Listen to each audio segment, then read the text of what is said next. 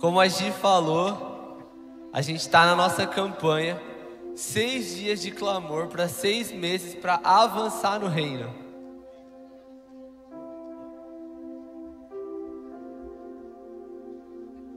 A gente está no 4º dia, mês de outubro. Glória a Deus por você que está nesses 4 dias. Quem veio todos os 4 dias, levanta a mão e dá um glória a Deus. Glória a Deus, que você vai ser muito abençoado. Eu estou muito feliz de estar aqui pregando hoje. E eu acredito fortemente, eu não costumo falar isso, mas eu acredito fortemente que eu tenho uma palavra de Deus para nós essa noite, como igreja, com mais fé. Amém? Quem já leu o livro de Esther aí? Quem já leu o livro de Esther? Levanta a mão para mim. Quem conhece a história de Esther? Abre a Bíblia comigo em 1 Esther 1. Capítulo 1, versículo 3. Aqui na nossa casa é uma cultura que a gente fica em pé enquanto a gente está lendo a palavra. Então eu vou pedir que vocês se coloquem de pé de novo para a gente ler. A gente vai ler bastante a Bíblia, irmão. Glória a Deus. Ainda bem. Espero que vocês estejam com força no pé aí, que vai ser bastante. Esther capítulo 1, versículo 3, a gente vai ler até o 12. Eu vou ler aqui e vocês acompanham comigo. E no 3º ano do seu reinado, deu um banquete a todos os seus nobres e os seus oficiais. Estavam presentes os líderes militares da Pérsia e da Média, os príncipes e os nobres das províncias. Durante 180 dias ele mostrou a enorme riqueza do seu reino e o esplendor da sua glória, da sua majestade. Terminados esses dias, no jardim interno do palácio, o rei deu um banquete de 7 dias para todo o povo que estava na cidade de Suzã, do mais rico ao mais pobre. O jardim possuía forrações em branco, azul, presas com cordas de linho branco, tecido vermelho, ligado por anéis de pratas em colunas de mármore. Tinha centros de ouro, prata no piso de mosaico de pórfiro, mármore, madrepérola e outras pedras preciosas. Pela generosidade do rei, o vinho real era servido em grande quantidade. Você pode repetir: vinho real? O vinho real era servido em grande quantidade em diferentes taças de ouro. Por ordem real, cada convidado tinha permissão de beber conforme desejasse. Eu quero reler essa passagem para que ela fique clara. Por ordem real, cada convidado tinha permissão de beber conforme desejasse, pois o rei tinha instruído a todos os mordomos do palácio que os servissem à vontade. Enquanto isso, a rainha Vasti também oferecia um grande banquete às mulheres no palácio do rei Xerxes. Ao 7º dia, o rei Xerxes estava alegre por causa do vinho e ordenou que os 7 oficiais que o serviam, que eu não vou arriscar de falar os nomes, trouxessem, no versículo 11, trouxessem à sua presença a rainha Vasti, usando a coroa real para mostrar sua beleza aos súditos e aos nobres, pois ela era muito bonita. Quando, porém, os oficiais transmitiram a ordem do rei, a rainha Vasti, esta se recusou a ir, de modo que o rei ficou furioso e indignado. Pode se sentar. A gente vai ler mais um pouquinho, mas eu não vou fazer você ficar de pé todo esse tempo. Então vamos para Esther, capítulo 2, versículo 1. A gente vai ler mais algumas passagenzinhas, só para você entender um pouco a história, e a gente já vai para a palavra. Eu estou sem tempo, estou sem celular, estou sem cronômetro. Deixa eu ver que horas são. Amém. Esther capítulo 2, versículo 1. Algum tempo depois, quando cessou a indignação do rei Xerxes, ele se lembrou de Vasti, do que ela havia feito, do que ele tinha decretado contra ela. Pouco tempo atrás ele tinha decretado que ela nunca mais entraria na presença dele. Versículo 2. Então os assistentes pessoais do rei sugeriram que procurassem outras belas virgens para o rei e que nomeassem comissário em cada província do seu reino para trazerem todas essas lindas moças ao harém da cidade de Suzã. Elas estariam sob o cuidado de Hegai, o oficial responsável pelo harém, e deveriam receber tratamento de beleza. A moça que mais agradasse o rei se tornaria rainha em lugar de Vasti. E esse conselho agradou o rei e ele o pôs em ação. Versículo 12. Ainda do 2. Antes de qualquer daquelas moças se apresentar ao rei Xerxes, deveria completar 12 meses de tratamento de beleza prescrito para as mulheres. 6 meses com óleo e 6 meses com perfumes e cosméticos. Quando ia apresentar-se ao rei, a moça recebia tudo o que quisesse levar consigo do harém para o palácio. À tarde ela ia para lá e de manhã voltava para outra parte do harém que ficava sob cuidados de Sasgás, oficial responsável pelas concubinas. Ela não voltava ao rei, a menos que ele se agradasse dela e mandasse chamá-la pelo nome. No 15, quando chegou a vez de Ester, a moça adotada por Mordoqueu, filha de seu tio Abiail, ela não pediu nada além que Hegai, o oficial responsável pelo harém, sugeriu. Ester agradava a todos que a viam. Ela foi levada ao rei Xerxes em residência real no 10º mês, o mês de Tebete, no 7º ano de seu reinado. Ora, o rei gostou mais de Ester do que de qualquer outra mulher, e ela foi favorecida por ele. Repete comigo: favorecida por ele. E ganhou sua aprovação mais do que qualquer outra das virgens. Então ele colocou uma coroa real e a tornou rainha no lugar de Vaste. O rei deu um grande banquete, o banquete de Ester, para todos os seus nobres oficiais, e proclamou feriado em todas as províncias e distribuiu presentes por sua generosidade real. Amém. Pode fechar sua Bíblia. Te dando um pouco de contexto do que estava acontecendo naquela época. Pouco tempo antes da história de Ester, Jerusalém ele tinha acabado de ser tomado pela Babilônia. Passa algum tempo, a Pérsia vem e toma a Babilônia. Agora quem está no comando era rei Ciro. Aí passa um pouquinho de tempo, rei Ciro ele libera Esdras, Neemias para ir reconstruir a cidade de Jerusalém, que tinha sido tomada, sido derrubada. E passado um tempo, o governante que agora reina Pérsia é o rei Xerxes, ou em outras versões, talvez na sua Bíblia esteja rei Assuero. E agora é o rei no Pérsia que está cuidando ali do Jerusalém, e tem uma parte do povo judeu que ele voltou para reconstruir Jerusalém, e uma outra parte do povo judeu que ainda continua no império dos persas. Ester é uma delas. Esdras e Neemias está lá reconstruindo Jerusalém. E na cultura persa era comum as mulheres passarem por esse tratamento de beleza. 12 meses no óleo, 12 meses nos perfumes. Aí quando o rei gostava de uma delas, ele chamava ela pelo nome, e essa mulher se tornava a rainha e a esposa real. E essa mulher, ela tinha o nome dela divulgado por todas as províncias, por todos os lugares, por todas as cidades do reino. Era divulgado que aquela seria a mulher do rei, a esposa real do rei. E ela era apresentada por um decreto real para todo mundo. Então, olhando para essa história, é uma história linda.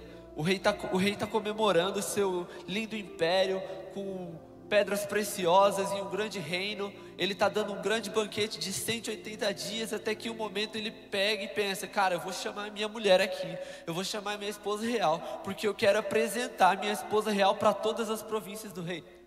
Eu quero apresentar a minha esposa real para todos os nobres, para todos os oficiais, do mais rico ao mais pobre.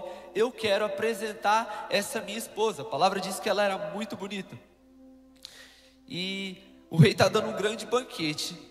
Esse grande banquete, a palavra diz que ele dava e servia vinho real, conforme cada um quisesse beber. E depois ele chama essa mulher. E essa mulher se recusa a ir ao grande banquete do rei. E a palavra diz que o rei Xerxes, ele ficou indignado e furioso com o comportamento de Vaste. Então ele decide procurar outra rainha e outra esposa real, até que ele encontra Ester. E a palavra diz que Ester era favorecida e todas se agradavam ao rei.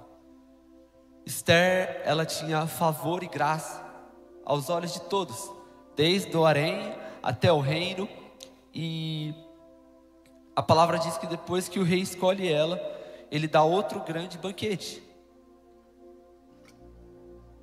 Outro grande banquete, o banquete de Ester. E eu queria que a gente olhasse para essa história com uma visão de reino um pouco mais profunda, e que a gente fosse comparando algumas coisas. Então a primeira coisa que eu queria trazer era a diferença dessas duas mulheres. Uma que foi rejeitada e substituída, e uma que era favorecida e agradava a todos. A primeira mulher era Vaste. Vasti significa melhor, significa excelente. Era uma mulher que já era rainha, era uma mulher que já tinha o seu nome sobre todas as províncias, era uma mulher que já estava no cargo de rainha, já tinha agradado ao rei, era uma mulher que já estava na posição, o nome dela já estava espalhado por todos os lugares, ela já tinha tudo o que ela precisava. Só que o problema de Vasti é que ela estava ocupada com os próprios banquetes. A palavra fala que enquanto o rei dava o banquete, ele decide chamar a mulher, mas a palavra diz: enquanto isso a rainha Vasti também oferecia um banquete. Então era uma mulher que ela já tinha a posição, ela já tinha tudo, mas ela estava ocupada quando o rei chamou com seus próprios banquetes, com as suas próprias companhias, com seus próprios convidados. Que quando o rei chamou, ela estava ocupada demais. E a outra mulher é Esther. A palavra diz: antes de qualquer daquelas moças apresentar-se ao rei Xerxes, devia completar 12 meses de tratamento de beleza prescrito para as mulheres. 6 meses com óleo e 6 meses com mirra, 6 meses com óleo de mirra e 6 meses com perfumes e cosméticos. A segunda mulher, Esther, provável, uma mulher que era órfã, uma mulher que vivia no harém, uma mulher que foi adotada pelos seus tios, que acabou de passar por 2 impérios tentando conquistar o povo dela. Seus pais estavam mortos, provavelmente eles foram mortos no tempo de exílio dos judeus. Uma pessoa totalmente improvável, mas mesmo assim era uma pessoa que antes de se apresentar ao rei ficou 6 meses no óleo e 6 meses nos perfumes. E eu queria que a gente entendesse um pouco mais, porque muitas dessas coisas, vinho, óleo, perfume, tem significados muito profundos na Bíblia. O óleo, ele significava consagração, significava você se separar para algo, para alguém. O óleo, ele também significava uma vida espiritual ativa, um tempo de vigilância. Lá na frente, nos evangelhos, Jesus conta uma parábola. O reino do céu será semelhante a 10 virgens que pegaram suas candeias e saíram para encontrar-se com o noivo. 5 delas eram insensatas e 5 eram prudentes. As insensatas pegaram suas candeias, mas não levaram óleo. As prudentes, porém, levaram óleo e vasilhas junto com suas candeias. A parábola diz que aquelas mulheres, elas não conseguiram ir com o noivo por falta de óleo. O óleo representa essa vigilância, essa vida espiritual ativa, essa consagração a algo, a alguém. E ela passa 6 meses no óleo, depois 6 meses no perfume. E os perfumes, eles falam sobre e representam a adoração, a oração. E em Salmos fala: suba a ti a minha oração como incenso. Em 2 Coríntios fala: porque nós somos para Deus o bom perfume de Cristo. E uma passagem que eu gosto muito, em Cantares 1:12 fala: enquanto o meu rei está à mesa, o meu nardo exala o meu perfume. O meu nardo exala o seu perfume. E sabe aquele vinho real que era servido à vontade, conforme cada um quisesse beber? O vinho na Bíblia, ele representa alegria, celebração, bênçãos. E coincidentemente ou não, falando nesse contexto de uma escolha de uma rainha, numa escolha de uma esposa, o primeiro milagre de Jesus, ele foi num casamento onde o vinho tinha acabado. O primeiro milagre de Jesus foi no momento onde um homem estava se unindo com uma mulher e o vinho tinha acabado. Então ele devolve, ele transforma aquela água em vinho, devolvendo a alegria. E a palavra diz que os convidados se alegram dizendo: uau, o melhor vinho foi deixado para o final. E aquilo é um marco na história de Jesus, porque não só de forma natural, mas de forma espiritual, Jesus está marcando o início do ministério dele, dizendo que não apenas o vinho natural, a alegria natural tinha chegado, mas agora a alegria espiritual, trazendo sentido para esse tempo de tristeza, deles terem sido tomados pelos romanos. Jesus está dizendo indiscretamente: eu vim para trazer a alegria de volta do meu povo. E na última ceia, quando ele fala: ó, esse é o meu sangue, vocês vão comer e beber em memória de mim, para que vocês se lembrem, para que vocês, toda vez que vocês se lembrarem do meu sacrifício, esse suco de uva vai representar o meu sangue. Jesus, ele está fazendo isso para nos dar a mesma oração de Davi. Senhor, me dá a alegria da tua salvação. E mais para frente a palavra diz que ele nos enviaria um ajudador, um conselheiro. E sabe o que esse conselheiro e esse ajudador nos fala? Não vos embriagueis de vinho, que leva à libertinagem, mas deixai-vos embriagar do Espírito. Isso está escrito em Gálatas. E no livro seguinte, isso está escrito em Efésios. E no livro anterior, em Gálatas, vai dizer que o fruto do Espírito é a alegria. Então você está entendendo onde eu quero chegar? Amém? Alguém está entendendo até aqui? O óleo representa a consagração, o perfume é a oração, a adoração, e esse vinho é a alegria. E o que eu queria trazer é que todos os dias existe um convite do Rei dos Reis para que você beba desse vinho real, para que você beba dessa alegria. Todos os dias existe um convite para que junto dele a gente participe das celebrações e participe daquilo que o Rei está fazendo. Eu cansei, eu perdi a conta de quantas vezes eu entrei no meu quarto sem expectativa nenhuma e Deus estava lá com um banquete. Eu perdi a conta de quantas vezes eu entrei no meu quarto sem nenhuma esperança e lá tinha vinho real para que eu tomasse. Tinha alegria do Senhor. Então todos os dias existe esse convite para nós, e eu quero te dizer que hoje nós temos livre acesso a Deus. Todos nós, cada um de vocês tem livre acesso ao Senhor, tem livre acesso a tudo que Deus tem. Quando Adão peca e ele perde parte do relacionamento com Deus, Deus coloca 2 querubins na porta do jardim para que ninguém mais entrasse naquele jardim. Mas depois ele devolve e dá uma parcialidade do contato com ele de novo. Ele coloca uma tenda, um tabernáculo para Moisés, e ele coloca um véu que separa a presença dele com pessoas específicas. E nesse véu tinha também bordado 2 querubins separando o santo lugar do santo dos santos. Só que lá em Mateus 27:50 vai dizer que depois de ter bradado em alta voz, Jesus entregou o Espírito. Naquele momento o véu do santuário se rasgou em 2 partes, de alto a baixo, e a terra tremeu. As rochas se partiram e os sepulcros se abriram. Então esses querubins não estão mais protegendo, e hoje existe um livre acesso ao Rei. Então eu repito, todos os dias existe um convite para que a gente beba desse vinho real. Todos os dias existe um convite para que eu e você participe do grande banquete do Rei. Só que a minha pergunta principal dessa noite é como você se apresenta diante desse Rei.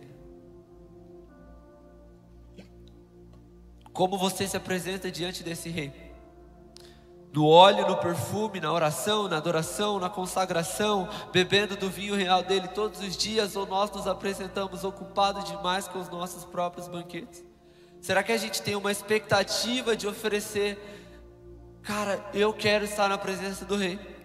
Ou será que a gente está ocupado com as nossas próprias festas e nossos próprios compromissos?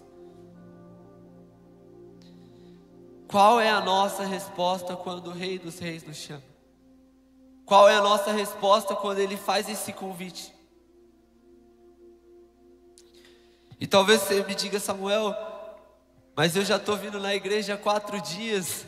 Ou você me diz, Samuel, você não sabe o que está acontecendo na minha vida, está acontecendo isso, aquilo, Deus não está vendo. Mas eu digo que Deus está vendo sim. Só coincidentemente, só um paralelo aqui, mas o livro de Esther é o único livro que Deus não é citado, mas ele se passa no mesmo tempo de Esdras e Neemias. Então Deus, ao mesmo tempo que Ele está cuidando do povo que voltou para Jerusalém, Ele está cuidando do povo que ficou no reino dos persas.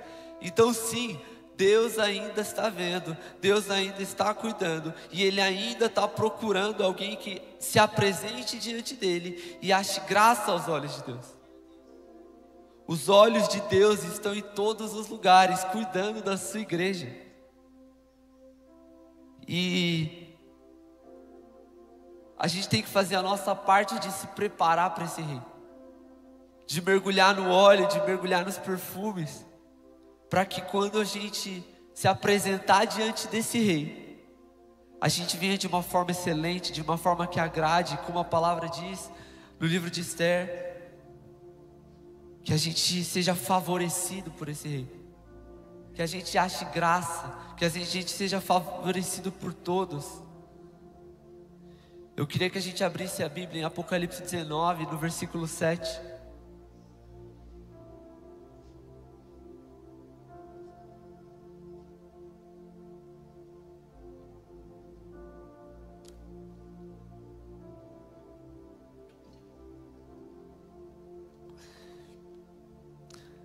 Regozijemos e alegremos-nos e demos glória, porque vindas são as bodas do Cordeiro, e a sua esposa já se aprontou. E foi-lhe dado que vestisse linho fino puro e resplandecesse, porque tinha linho fino, porque o linho fino são as justiças dos santos. E disse-me: escreve, bem-aventurado aos que são chamados às bodas do Cordeiro. E disse-me: estas são as verdadeiras palavras de Deus. No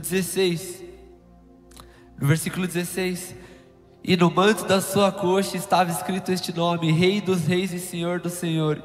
E vi um anjo que estava no sol e proclamou de grande voz, dizendo: e todas as aves que voavam no meio do céu, vinde e ajuntais na grande ceia do Senhor. Meu irmão, o que eu estou te dizendo aqui é que a gente acabou de ler essa história, mas em Apocalipse também diz que no céu haverá um grande banquete, e bem-aventurados são aqueles que são chamados ao banquete, às ceias, às bodas do Cordeiro.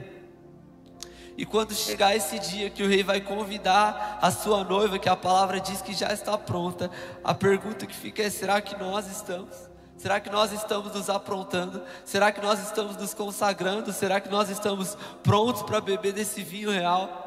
Será que a gente vai estar disposto, disponível ao Senhor? Será que a gente vai estar ansiando pelo chamado do Rei para entrar nesse grande banquete? Ou será que, como Vasti, nós estaremos dando os nossos próprios banquetes?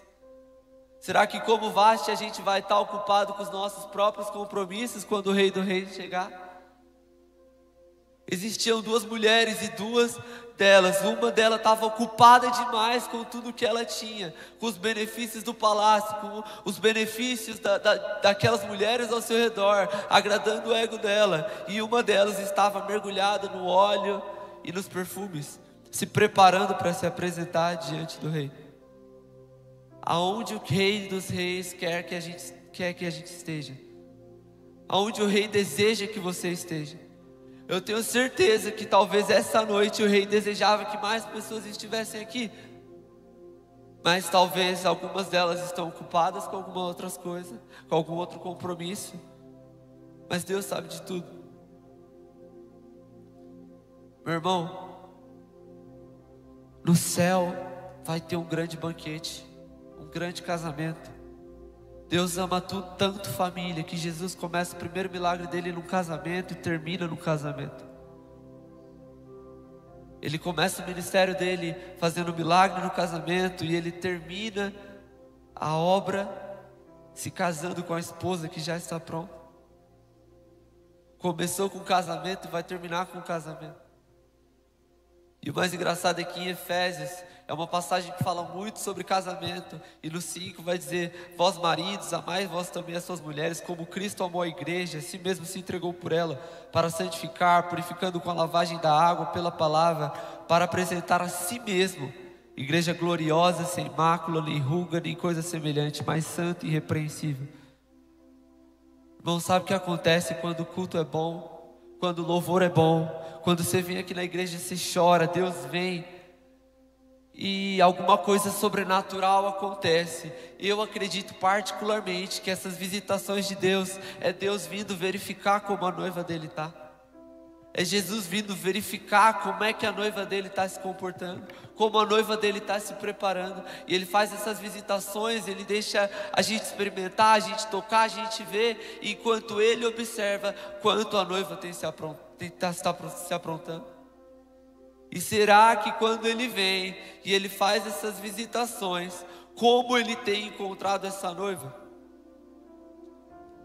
Será que ele tem visto essa noiva mergulhada no óleo? Será que ele tem visto eu e você em adoração, em oração, a todo momento? Será que ele vê uma noiva que tem sede de beber o vinho do rei? Ou será que ele está vendo uma noiva que está ocupada demais com os próprios desejos? Será que ele vai encontrar um povo que está ocupado demais com seus próprios ajuntamentos? Ou será que ele vai encontrar uma igreja cheia de rugas, máculas? O problema é que Cristo ele já fez isso para santificar a igreja, mas o problema é que muitas vezes nós nos sujamos de novo. Sabe o que eu entendo de Gênesis ao Apocalipse? Quando a Bíblia fala, Deus não põe vinho novo em odres velhos, é que o problema nunca foi vinho. Sempre teve vinho real, conforme cada um quisesse beber. Mas o problema eram os odres. Os odres que estavam no mesmo pecado, nos mesmos costumes, nas mesmas tradições. Enquanto o Rei dos Reis estava, vem gente, eu tenho vinho para beber. Eu tenho vinho real para servir, eu tenho o melhor banquete para entregar para vocês, mas os odres estão ocupados demais com os seus próprios banquetes, estão ocupados demais com os seus próprios costumes, com as suas próprias tradições. O problema nunca foi vinho, sempre teve vinho para quem quisesse beber. Eu quero concluir minha mensagem e o pessoal do louvor pode se aprontando. Mas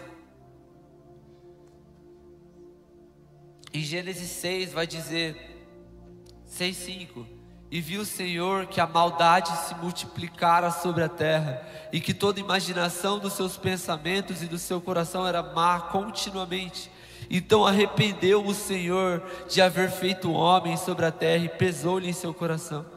E disse o Senhor: destruirei o homem que criei sobre toda a face da terra, desde o homem até o animal, até o réptil, até a ave dos céus, porque me arrependo de haver-os feito.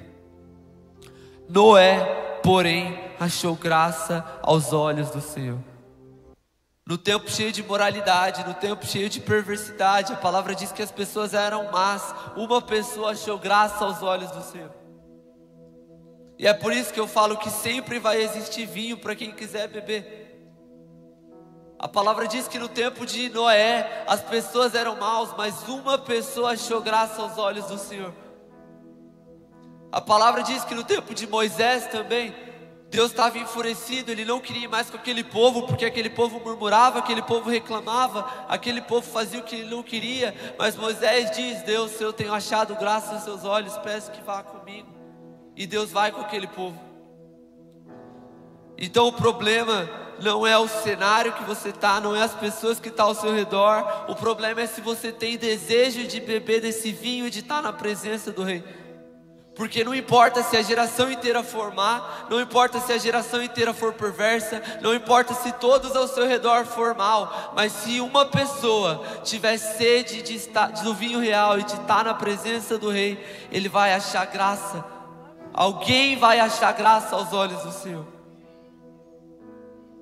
Quando o Rei vier, quando o Rei vem nessa igreja, quando Deus vem nessa igreja, quando Ele se senta na mesa, será que a mesma coisa que está escrito em Cantares acontece? Quando o meu Rei se senta na mesa, o meu nardo exala o seu perfume. Quando o Rei desce e Ele faz visitações, a pergunta que eu faço é: qual é o perfume que nós temos exalado? Então, nunca faltou vinho para esse povo. O problema é que as pessoas não queriam Deus. E a coisa que eu peguei dessa passagem mais interessante e mais aterrorizante é que era um processo que todas as esposas ficassem no óleo e nos perfumes. Então provavelmente Vasti, ela sim ficou 6 meses no óleo. Vasti sim ficou 6 meses no perfume. Ela passou pelos mesmos tratamentos, mas por algum motivo, depois de muito tempo no palácio, ela perdeu o desejo de estar diante do rei. Sim, Vasti, ela passou pelo mesmo processo de Esther, mas talvez ela chegou no palácio, ela chegou num lugar muito confortável, com todos os benefícios, com tudo que ela poderia ter, que agora o desejo de estar diante do rei não era mais algo importante para ela. Então, duas pessoas que passaram pelo mesmo processo, e esse é o risco que corre de uma igreja receber as visitações do rei, ter desejo do rei. Ele vem, ele te escolhe, ele te dá favor, ele te dá graça, mas quando a gente consegue o que a gente conquistou, o desejo de estar na frente do rei acaba. E esse lugar é perigoso. Eu vejo diversas pessoas dizendo: quando eu era jovem, eu era assim, eu queimava igual você. A gente queimava, a gente era alegre, e isso me aterroriza, porque eu não quero envelhecer e isso passar. Eu quero que quando eu envelheça as pessoas vejam mais desespero do que eu tenho agora. Eu quero que quando eu envelhecer, eu falei para os meninos outro dia no carro, eu quero que quando eu estiver velho, eu esteja com um violão num canto, ensinando e discipulando um grupo de pessoas. Eu quero que quando eu estiver velho, as pessoas me encontrem com violão, da mesma forma de que quando eu era novo, adorando ao Senhor, queimando, com desejo de beber o vinho real, com desejo de estar na presença do Rei. E não que isso passe conforme os tempos, quando os benefícios, as multidões, os milagres e os benefícios de estar no palácio chegar. Eu não quero que meu coração perca a vontade de estar diante do Rei.